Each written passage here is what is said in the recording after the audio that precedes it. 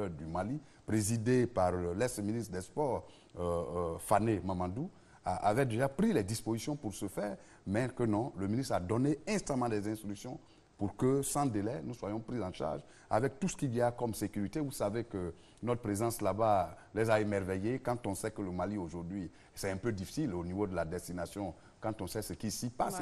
Hier même déjà, ce qui vient de s'y passer. Donc ils ont pris ça comme un acte de solidarité de la Côte d'Ivoire en faveur du Mali, notre présence là-bas. Et en tout cas, on a été très très bien reçus. Je tiens ici à dire merci au ministre, à l'UNAFORM et son président, mais surtout au jeune ISO, qui est, j'allais dire, l'homme orchestre de tout ça au plan international. D'accord. Alors, Président, nous allons vous libérer tout à l'heure.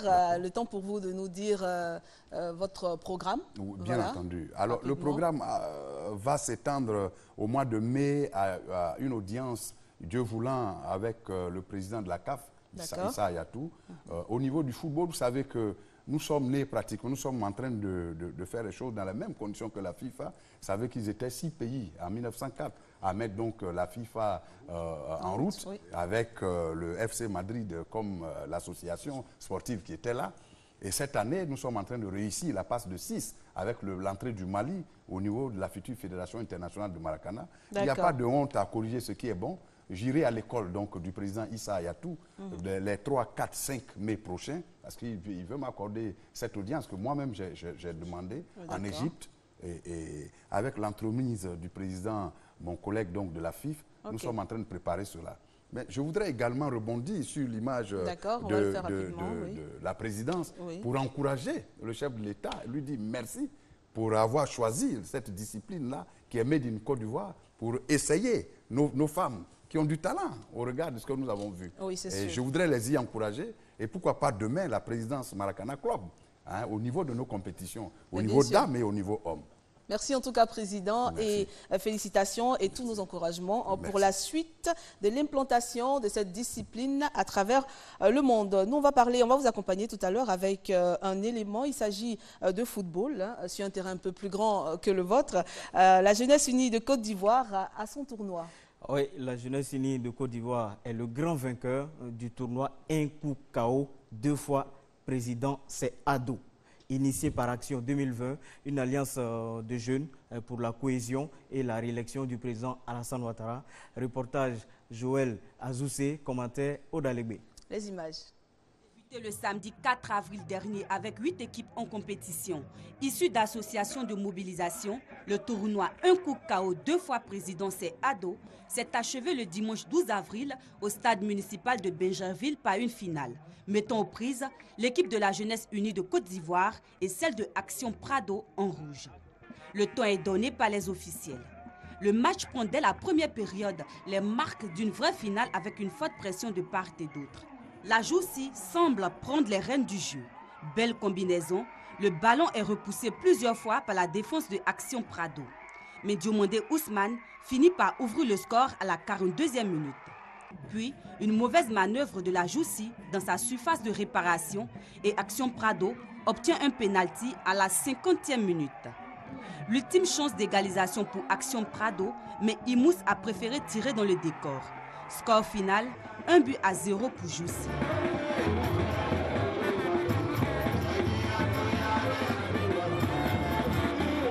Toutes les équipes qui ont eu à prendre part à ce tournoi, les remercier, les féliciter et souhaiter qu'elles reviennent encore l'année prochaine. Pour marquer son retour à Abidjan, la BAD a voulu se frotter à la meilleure équipe d'entreprise de la place. Il s'agit bien sûr de l'équipe de football de la RTI, un match amical qui a eu lieu au stade de la haute fréquence samedi. Inutile de dire que la RTI l'a emporté. Benson Piraka. Plusieurs sources l'indiquaient, les agents de la Banque africaine de développement, en plus d'être des hauts cadres rompus aux questions bancaires et financières, sont d'excellents sportifs et notamment de bons footballeurs. Et pour le prouver, l'amicale des fonctionnaires ivoiriens de la BAD a choisi de s'attaquer à la grande équipe de la RTI. La rencontre s'est déroulée samedi au stade de la haute fréquence en présence du ministre Amadou Koné, administrateur de la BAD pour la Côte d'Ivoire. qui s'y frotte, s'y pique, et l'équipe de la BAD a été battue 4-1 par la RTI. Ce match de gala, disputé dans une atmosphère conviviale, entrait dans le cadre de la célébration du retour de la BAD à Abidjan, à la maison. On espère simplement que cette défaite ne va pas vexer la BAD et qu'elle ne refusera aucun crédit à la RTI. Ah ouais, Benson. Ah, monsieur le ministre Koné Amadou, bienvenue en tout cas à la BAD en Côte d'Ivoire. Bon retour à vous. Et puis n'hésitez pas, pour un match retour, il n'y a pas de problème. L'équipe est toujours prête. Première édition du tournoi de football Nanan Amon Toku, premier doté du trophée. Zoro Epiphane Barreau, début le 5 avril 2015. Ce tournoi prendra fin donc le 15 avril prochain à Anomamba. 8 équipes prennent part à cette compétition. Le championnat national de football féminin, quant à lui, a démarré le week-end dernier. Un choc était au programme au Parc des Sports de Trècheville. 11 sœurs de Gagnoa étaient face à Juventus de Yopougon. Victoire des 11 sœurs par 2-0. Aïssata Garba, Salif Ouattara. Finaliste en 2014, 11 sœurs de Gagnoa, Juventus de Yopougon. Premier choc de la saison 2015 du championnat national féminin. À l'issue de la rencontre, les championnes en titre, les 11 sœurs de Gagnoa, ont battu les filles du Juventus de Yopougon 2-0. La première journée du championnat est un succès pour les championnes en titre. En première période, Gagnoa et Yopougon manquent le cadre. Les frappes et occasions ne se concrétisent pas. À la mi-temps, 11 sœurs de Gagnoa 0, Juventus de Yopougon 0. En seconde période, les 11 sœurs reviennent gonflées à bloc. 73e minute, Rokiatou Youssoufou prend ses responsabilités et inscrit le premier but de Gagnoa pour la saison 2015. Jamais un sans deux, la maxime est bien respectée par les filles de Gagnoa. 78e minute, Sandrine Kouadio fait trembler les filets adverses. Score final, 11 sœurs de Gagnoa 2, Juventus de Yopougon 0. C'est un match qui n'a pas été facile parce que la Juventus de Yopougon, c'est l'une des équipes mais football du championnat féminin. On s'est donné à fond. Puis avec quelques-unes de nos soeurs qui sont en sélection, nous sommes rassemblés pour donner le meilleur de nous-mêmes. L'année passée, nous étions champions et il y a eu beaucoup de discussions. Les gens n'étaient pas sûrs. Cette année, il fallait confirmer. Donc, on a confirmé déjà par cette première victoire. Et nous allons confirmer pour le maintien de notre titre. Un peu déçu. Pour un premier match, on prend 2-0. Je pense que nous allons nous mettre en cause et puis mieux préparer la rencontre parce que c'est un début de championnat. Les 18 journées du championnat national féminin se joueront à Abidjan, Dabou, Divo, Gagnoa et San Pedro. On va donc profiter pour rappeler, Serge, que le football féminin ivoirien a rejoint l'élite mondiale grâce à une 3e place acquise à l'issue de la Coupe d'Afrique des Nations. Clémentine Touré et ses filles seront au Canada de juin à juillet. Oui, la Côte d'Ivoire a brillamment obtenu son ticket à la CAN féminine en Namibie. Oui. Et donc la Côte d'Ivoire, bien entendu, sera à ce banquet mondial au Canada en juillet prochain. Et c'est une bonne chose de commencer le championnat quand on sait que toutes les nations qualifiées se préparent activement. La France, je crois savoir, la semaine dernière, a fait un match amical contre le Canada en vue de préparer cette équipe et juste après un match contre le Danemark. N'oublions pas de rappeler que la Côte d'Ivoire est logée dans la même poule que la France, je crois. Et donc, il faut donc s'armer de courage et avoir des matchs pour pouvoir se mettre en jambes. La Côte d'Ivoire ira à cette compétition, je crois, en compagnie de la Guinée équatoriale et du Nigeria. Et donc, voilà les 3 pays qualifiés qui représenteront le continent africain. Et c'est une très bonne chose que le championnat démarre, histoire de mettre tous nos internationaux en jambes. Je sais que nous avons une internationale qui évolue professionnelle en Russie, à part Naï. Et donc, à part cela, nos équipes locales ont besoin d'être en jambes avec un championnat éclaté. On a parlé de Gagnoa, de San Pedro, de Grand Laou et tout. Et donc, d'ici dans ces villes, il y a des équipes. Donc, à travers un championnat, ça permet d'être en jambes jusqu'au mois de juillet date à laquelle la compétition va démarrer en ajoutant quelques professionnels qui viendront. Donc, je pense que logiquement, c'est une bonne chose que ce championnat ait démarré. J'espère que ce sera régulier. Et tous les week-ends, nos athlètes seront en jambes avec des matchs précis qui permettront donc des confrontations directes. La Coupe du Monde se tient donc du 6 juin au 5 juillet prochain au Canada. Didier Drogba, vous savez bien de qui je parle là. Il s'agit bien sûr de l'ex-capitaine des éléphants de Côte d'Ivoire, actuel sociétaire de Chelsea. Eh bien, il a pensé à sa population, il a pensé à la Côte d'Ivoire en lui offrant un hôpital par le biais de sa fondation. Salif. L'international a démontré qu'il n'avait pas qu'un grand talent, il a aussi un grand cœur. Les curieux ont dû constater qu'au niveau d'Atekoube, il y a un bâtiment aux couleurs blanches et vertes qui s'est élevé et qui a donné une belle architecture. Désormais, on dira hôpital de la Fondation Didier Drogba. Avant donc l'ouverture de cet hôpital, vous avez rencontré Salif, le manager de Didier Drogba. Je vous propose donc de suivre cet élément. C'est au cœur d'Atekoube, commune populaire d'Abidjan, que la Fondation Didier Drogba a construit un joyau dessiné des mains de l'architecte libano-ivoirien Pierre Fakouri. Un hôpital destiné aux couches sociales les plus démunies. C'est lors d'une visite à l'hôpital au CHU de Treichville qu'on a été visité et Didier a été marqué par les conditions sanitaires de certaines structures de santé.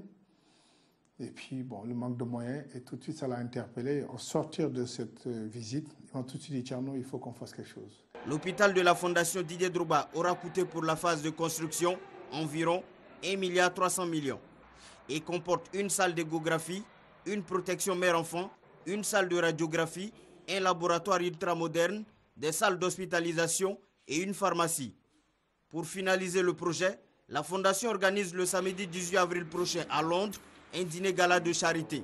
Donc c'est la deuxième phase dont on est en train d'entamer pour avoir du matériel, parce que c'est du matériel lourd et très cher. On sera à la 4e édition, mais les 3 précédentes étaient à la base de toutes les actions qu'on a menées. Entre ce qu'on a pu récolter lors de ces soirées de levée de fonds à Londres et les revenus personnels de Didier font qu'aujourd'hui, ça fait depuis 7-8 ans que la Fondation vit. Toutes les actions ont été menées à partir des fonds de Didier et de levée de fonds qu'on organise à Londres. Parce que vous savez, les Anglais sont très fundraising et ils sont très attentifs à ce genre d'actes. Et quand ils ont vu les actes que Didier pose, effectivement, ça les a motivés à aider Didier. Et c'est à travers cela qu'on essaie de pouvoir subvenir à nos besoins. En juillet 2013, la Fondation Didier Drogba avait confirmé sa volonté d'investir 2,9 millions d'euros dans la construction d'au moins 5 centres de santé à Abidjan, Mans, Yamoussoukro, San Pedro et Korogo. Je profite de votre antenne pour demander au président de la République, au ministre de la Santé et aux autorités de nous aider et de nous faire passer cette fondation-là dans le domaine d'utilité publique, ça qui va vraiment nous soulager et nous permettre de poser encore d'autres actes plus importants. Parce que c'est vrai que c'est un gros budget et pratiquement tout le matériel vient de l'étranger, forcément ça a un coût. Alors si les autorités peuvent nous faciliter, nous aider. Créée en 2007, la Fondation Didier Drogba apporte une aide humanitaire dans le domaine de la santé et de l'éducation. On précise donc que l'aide sollicitée par le manager de Didier Drogba, c'est bien sûr l'exonération de l'importation du matériel qui va beaucoup soulager la Fondation. Mais il y a aussi l'entretien. Est-ce que vous avez posé la question à Tierno concernant l'entretien?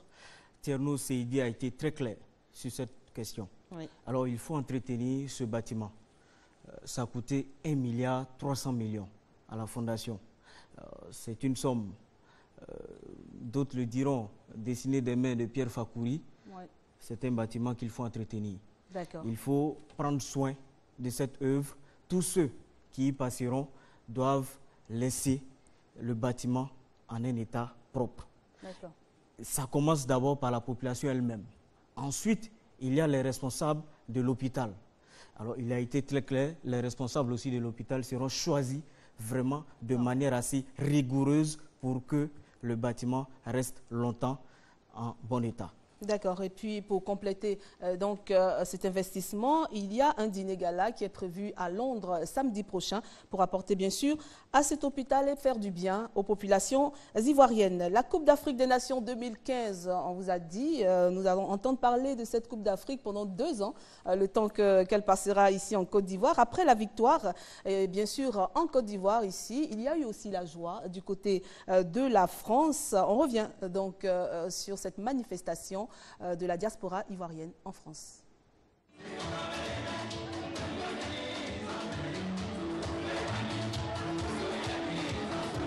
Réunis autour de la patrie commune, les Ivoiriens vivant en France ont célébré la victoire des éléphants à la récente Coupe d'Afrique des Nations, Malabo 2015.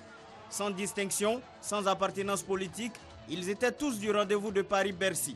Une fête aux couleurs abidjanaises teintée des messages de tolérance et de paix. Dans cette cérémonie, nous avons vu que tout le monde était là, sans distinction aucune. Je pense que le message qu'il donne, c'est le rassemblement de tous les Ivoiriens autour des idéaux de paix, de solidarité, de réconciliation pour tous les enfants de la Côte d'Ivoire. Ça me fait réfléchir à un verset du Saint-Coran, d'où Allah le Tout-Puissant dit, rappelez-vous, lorsque vous étiez ennemis, et Allah réconcilia vos cœurs, et par la grâce d'Allah et par le bienfait d'Allah sur vous, vous êtes devenus des frères et sœurs. Nommé le 17 octobre 2012 en Conseil des ministres, ambassadeur de la République de Côte d'Ivoire en France, Charles Providence Gomis a fait du message de réconciliation nationale sa principale mission. Voilà, de beaux souvenirs. Et puis tout à l'heure, on parlait bien sûr des Jeux africains. Et voilà, décidément, cette compétition ne réussit pas trop aux Ivoiriens cette année. C'est vrai que l'équipe handball masculine est qualifiée, mais il y a aussi les Ivoiriens, les footballeurs, les éléphants footballeurs qui ont été recalés. Espoir, bien sûr, ceux qui participent aux Jeux africains, bien sûr. Face au Burkina Faso samedi, eh bien, ils n'ont reçu qu'un 0-0, un match nul défavorable puisque battu au match aller par le Burkina 2-1. Le résumé de Zoussé. Fin de parcours pour les éléphants espoirs, tenus en échec le samedi par les étalons du Burkina Faso 0-0. Un nul, écartant ainsi les éléphants des Jeux africains de Brazzaville 2015 qui serviront pourtant à préparer les prochains Jeux olympiques de Rio 2016. Battu en match aller par le Burkina Faso à domicile 2-1, la Côte d'Ivoire se devait sur leur propre sol de gagner impérativement ce match puisqu'ils jouaient leur dernière chance de qualification. La pluie ne cesse de s'abattre sur le stade Robert Champrou. Les deux équipes sont déterminées mais rien. Pas de réalisation. Jusqu'à la première mi-temps. De retour des vestiaires, les éléphants prennent les choses en main. Le sélectionneur ivoirien a vu juste. Il effectue 3 remplacements simultanés, donnant ainsi une plus-value à son équipe. Les 15 dernières minutes sont au profit des éléphants qui se battent corps et âme pour inscrire au moins un but. Mais hélas, le score reste vierge jusqu'au coup de sifflet final. Les étalons du Burkina Faso arrachent le ticket pour Brazzaville. Une victoire qui fait la fierté des Burkinabés. Venir battre la Côte d'Ivoire, que vous savez bien qu'elle était une grande nation de football, je pense que c'est du mérite. Il faut le souligner aussi. Bon, je pense que c'est ça qui fait la fierté aujourd'hui du Burkina Faso. Un match pourtant bien préparé dès le retour du Burkina Faso avec plusieurs matchs amicaux contre des clubs de Ligue 1. On a travaillé pour ça et la déception est grande. On est vraiment déçus, sincèrement. Dommage, les quelques occasions que nous avons eues, les enfants n'ont pas été adroits. Et puis, il faut le reconnaître, nous avons eu trop de ratés au plan technique, même les centres bout, les centres derrière le but, et les centres qui étaient cadrés, les attaquants n'y étaient pas. Vous le dites si bien, peut-être que l'Angers a vraiment tué le jeu. Voilà ce reportage de Joël Azoussé dit par Aude Alégbé. Nous sommes à la moitié du temps qui nous est donc accordé pour ce soir. Eh bien, cette deuxième moitié sera consacrée à la deuxième moitié de la Ligue 1, le championnat de football national qui a démarré le week-end dernier. Et à Boaké, le Denguélé recevait l'Africa Sport d'Abidjan au stade de la Paix. Les Odénéka ont été été neutralisés devant leur public. Un but de part et d'autre, un score qui permet toutefois à Odiéné de s'éloigner petit à petit de la zone rouge. Kader Sogodogo. AS Denguélé Africa Sport, c'est l'affiche de cette 14e journée jouée dimanche à Bouaké. Pour les deux formations, l'objectif en cette deuxième partie du championnat est le maintien et pourquoi pas terminer dans le peloton de tête. La première période très engagée n'enregistre aucun but. À la reprise, les Odiénéka, bien que présents dans le match, vont concéder l'ouverture du score au vert et rouge. Boblé Mavis, transfuge du RC Bafing en Ligue 2 lors du Mercato, va pour son premier match avec les Aiglons ouvrir son capital but à la 65e minute. À 1-0, la défense Oye va céder. À la 70e minute, les Odiénéka obtiennent un pénalty sur cette faute sur Kone Yaya. Bowo Bomane sur le tir égalise. À 1-1, les Odiénéka auront la possibilité à plusieurs reprises de tuer le match. Malheureusement pour eux, les attaquants se montrent maladroits. Score final, 1 but partout. Les deux entraîneurs restent optimistes pour la suite. Nous venons d'une situation difficile depuis l'année dernière, donc on continue toujours de reconstruire le club. Un effectif renouvelé à 90%, je crois qu'on fait avec. On est remonté de la 14e place à la 10e place et je pense bien que si on continue de travailler, surtout sur nos finitions, je pense qu'on pourra faire mieux que les phases allées et puis je pense qu'on pourra se maintenir en première division. La force note de cette rencontre restera l'état de la pelouse du stade de la Paix de Bouaké qui ressemble plutôt à un champ de patates. Encore un problème de pelouse, mais bon, on y reviendra. C'est le 15e point du Denguélé d'Odiéné en 14 matchs, le 8e point à domicile après 7 matchs. Et à l'extérieur, eh bien, les Odiénéka ont récolté 7 points en 7 matchs. Ils sont très équilibristes. Oui, il faut les encourager. Contrairement à d'autres clubs qui sont à l'intérieur, qui peinent souvent, le Denguélé essaye tant bien que mal de se maintenir et il faut les encourager. Le Denguélé, c'est quand même une grande équipe qu'on a connue ici en Côte d'Ivoire, mais cette saison, l'équipe va petit à petit, oui, avance un peu lentement. Oui, l'équipe du président Kone Aboulaye a connu des difficultés en début du championnat. Il y a eu aussi un limogeage au niveau de l'encadrement technique. Je crois qu'Amouankan avait été limogé. L'équipe a connu un début difficile. Et à la trêve, interviewé par la presse, Kone Aboulaye a dit qu'il y a un Denguélé nouveau qui arrivait. Je crois qu'ils ont procédé à quelques retouches. Des renforts sont arrivés. Mais je crois qu'en prenant le point face à l'Africa, c'est déjà un bon point pour le Denguélé, pour cette manche retour. Et je crois que si cette équipe continue sur cette lancée en engrangeant par exemple 2 ou 3 victoires par la suite, la confiance est dans, l'équipe pourra bien terminer la suite de ce championnat de la phase retour, car la phase aller, on pourra dire que c'est une prestation mi-figue, mi-raisin. De la 14e place, ils sont passés. En Côte d'Ivoire. Mais oui, mais l'expression quand même demeure. Et donc, ils sont passés de la 14e place à la 10e place. Il y a quand même un bon qualitatif de 4 places. Et donc, en continuant sur cette lancée, en obtenant sûrement 2 ou 3 victoires, l'équipe pourra se classer dans le ventre mou du championnat. Pourquoi pas la 8e et la 9e place. Et avec cela, je pense que le classement sera honorable pour l'équipe du président Kone Aboulaye. Pour l'instant, en tout cas, tout est permis dans ce championnat, puisque les équipes sont distancées de vraiment de tout petits points. Et puis, en face aujourd'hui du Denguélé, on avait bien sûr l'Africa Sport d'Abidjan, comme on dit, l'Africa cette saison, qui s'est voyagée, on va le dire, selon les statistiques que nous avons. En 14 matchs à l'extérieur, l'équipe a pu engranger 11 points en 6 matchs, contre 10 points en 7 matchs à domicile. C'est quand même très important, très intéressant. Mais je pense que l'Africa quand même a la chance d'être déjà aux 5 premières places de ce championnat.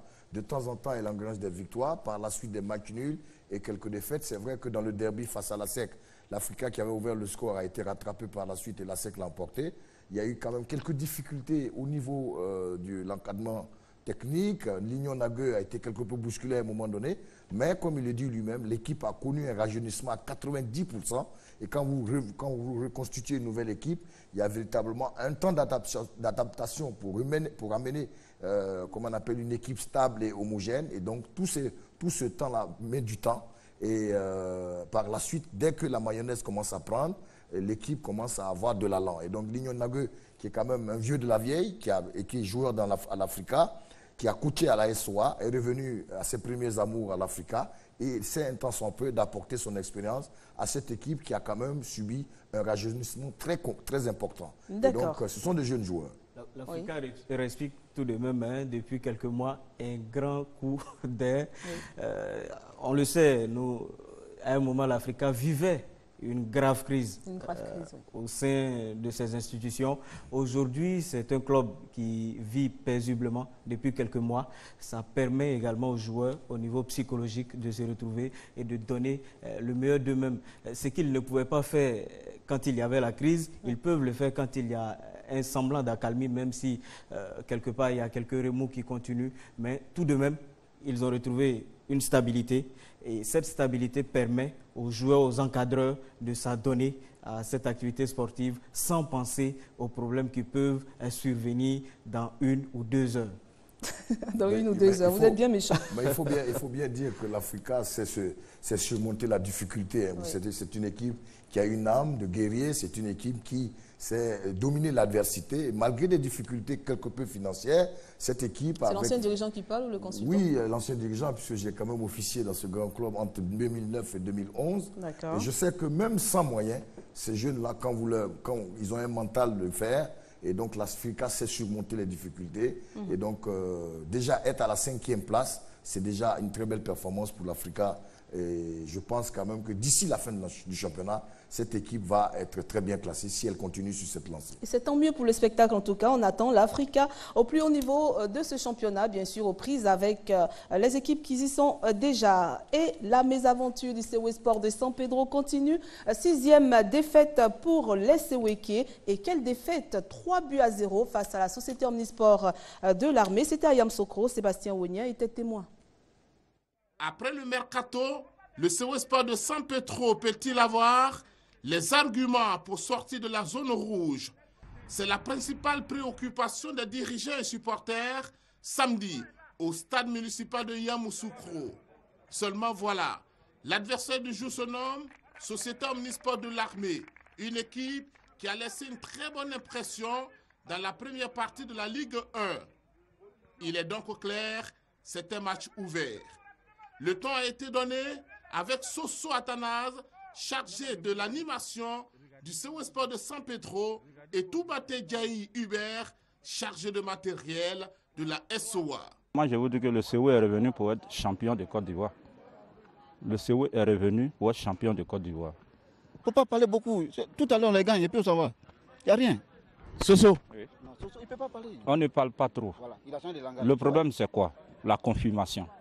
Mais la vérité, c'est sur le terrain, avec les athlètes du COE Sport de San Pedro et ceux de la Société Omnisport de l'armée. 13e minute, sur un corner, la Société Omnisport de l'armée bénéficie d'un penalty. Ngobrou ne tremble pas, il se joue de Aouchiaka. Le COE est mené 1-0. Le score ne changera pas jusqu'à la pause. À la reprise, les choses se compliquent pour le COE Sport de San Pedro. Faute sur Ngobrou, la sanction est immédiate, le pénalty est accordé. Cette fois, c'est Kofi Nyayao qui assure. 2-0 pour la SOA. Le COE Sport de San Pedro est en difficulté. Tout se déroule parfaitement pour la SOA. Doulou Olivier confirme l'efficacité de l'attaque des militaires avec un 3e but. 3-0, la SOA vient de réussir une très bonne affaire. Évidemment, seul Toubate Djaï Hubert, le chargé de matériel de la SOA, est venu à notre micro. Ce soir a disparu. Moi, j'ai honte. C'est pas 3-0. 3, c'est pas 1. Ce soir a pris 1-0 pour lui. Mais moi, comme je suis trop gentil, j'ai fait 3. Soso Athanase, chargé de l'animation du COE Sport de San Pedro, est porté disparu. Il a quitté le stade de Yamoussoukro avant le coup de sifflet de l'arbitre.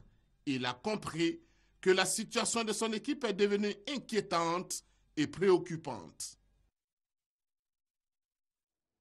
Le championnat est encore long, ne nous moquons pas donc, de cette équipe du COE, mais il y a quand même 6 défaites, 6 matchs nuls et seulement 2 victoires. C'est chaud quand même au COE.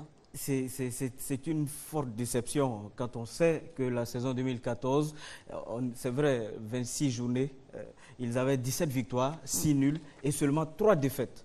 Nous ne sommes qu'à la 14e journée du championnat saison 2015 et ils sont déjà à 6 défaites, 6 nuls, 2 victoires. Alors, les chiffres sont alarmants. Je pense que le malaise du COE a commencé quand ils ont perdu en Coupe CAF. Au niveau psychologique, les joueurs ne se sont plus retrouvés. Ensuite, il y a eu des gros coups de colère dans le staff dirigeant, ce qui a entraîné le départ de l'entraîneur. Ensuite, on s'est retrouvé à refonder une autre équipe. Aujourd'hui, avec plusieurs joueurs qui sont partis, on en a parlé.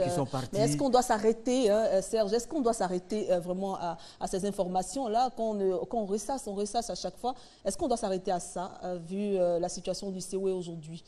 Mais je pense quand même que le fait est réel. Hein. Le fait d'avoir perdu sa colonne vertébrale importante, une saignée des joueurs importants du COE, plus de 9 à 10 joueurs qui constituaient cette colonne vertébrale, le fait d'avoir perdu cette colonne vertébrale a énormément handicapé les ambitions du COE. Aujourd'hui, le COE ne pourra pas jouer les premiers rôles avec des joueurs clés qui ont quitté la maison.